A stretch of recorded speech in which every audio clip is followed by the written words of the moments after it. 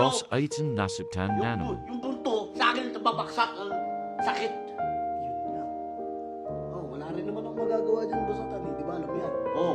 Kasi hindi ko naman nawak yung relasyon Ba? na meron ngayon. Sa, Luli, yung punto doon, yung babaksak yung sakit ang alamdaman ko, sa akin pa rin eh. Sa'yo pa rin. Yung doon lang yung punto ko, sa akin babaksak yung sakit ng alamdaman ko. Sobrang sakit yan, boss Atan. Yung tanong, daw si Daddy, papasok pahawak eh. Si Kukaro yun, di papawag yun.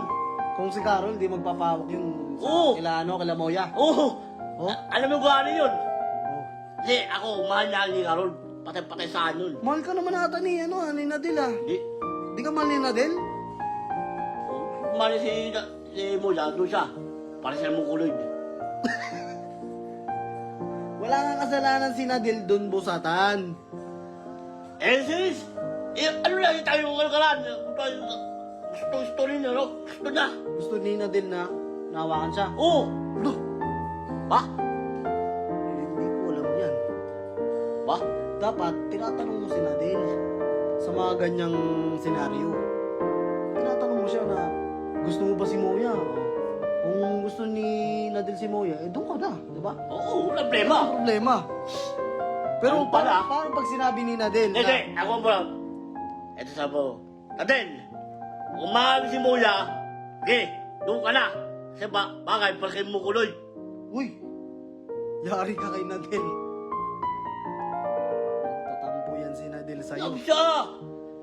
Kaya, isa ba? Iiwan ka na ni Nadel niyan. Di pre, ito pre. Di ba pre, di ba? Hmm. Ya, alam mo bakit si Moya? Gusto rin mo hawak. Wala suto ko, bibigyan niya ako. Sino? Si Moya. Kasi bawal manakit dun, Tan. Di pre. Kaya Di pinigilan pre, ka no. na again. No. Oh, Mahal niya. tumayo na, tumayo na. Huwag niya hawak si Moya. Kung mahal ka ni Nadel, huwag siya magpapahawak kay Moya. Oo.